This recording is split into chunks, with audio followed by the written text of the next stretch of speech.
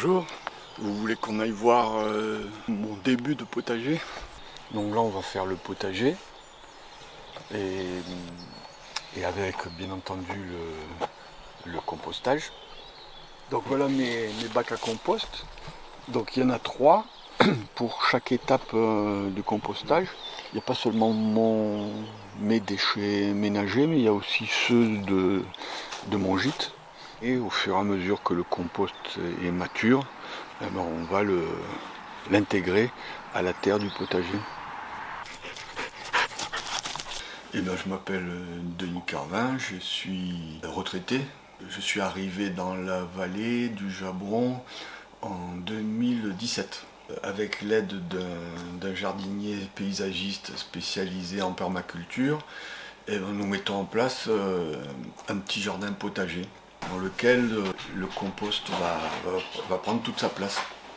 Donc j'ai acheté le composteur qui était proposé par le Cidevum.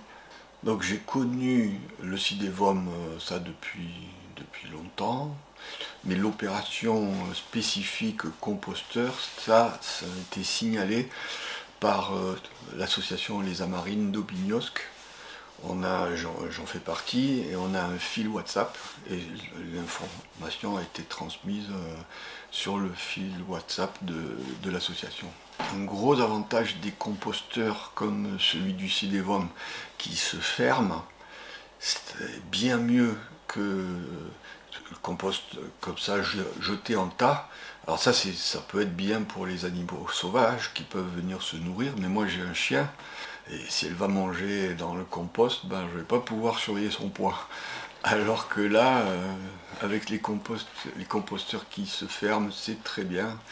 Et en plus, c'est valorisé pour enrichir la terre. Donc ça n'a que des avantages. Je vois un autre avantage très important du compostage, c'est de réduire la quantité de déchets. En plus, tous ces déchets organiques, c'est des déchets qui se dégradent. Donc l'été, on ne peut pas les entreposer très longtemps. Donc le compostage, c'est très très bien pour ça. Le compost va pouvoir être beaucoup utilisé aussi dans le cadre de la forêt, de la partie forêt nourricière qu'on mettra en place à partir de l'année prochaine.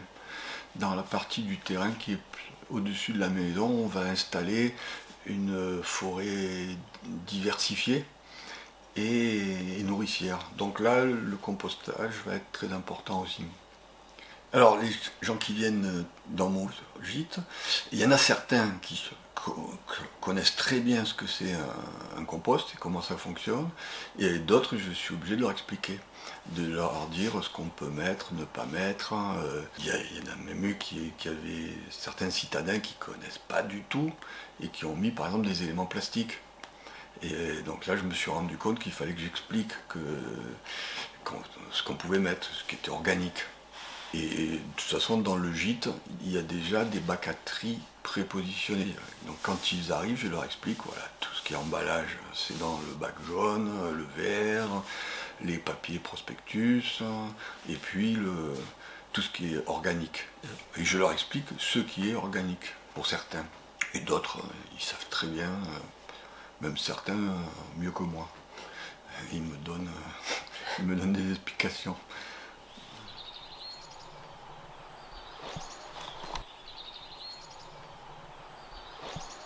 Je viens de déposer des biodéchets.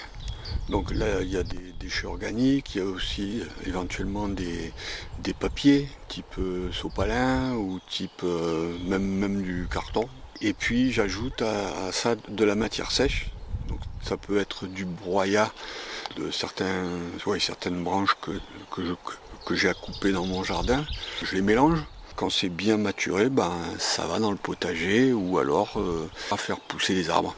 En règle générale, je suis très attaché à la protection de la biodiversité, la nature, surtout mon terrain. J'ai mis des nids pour les mésanges, le bassin pour protéger les batraciens et puis tous les petits animaux qui vivent dans un bassin. Tout ce que je peux faire, je le fais pour que la petite faune soit protégée, accueillie.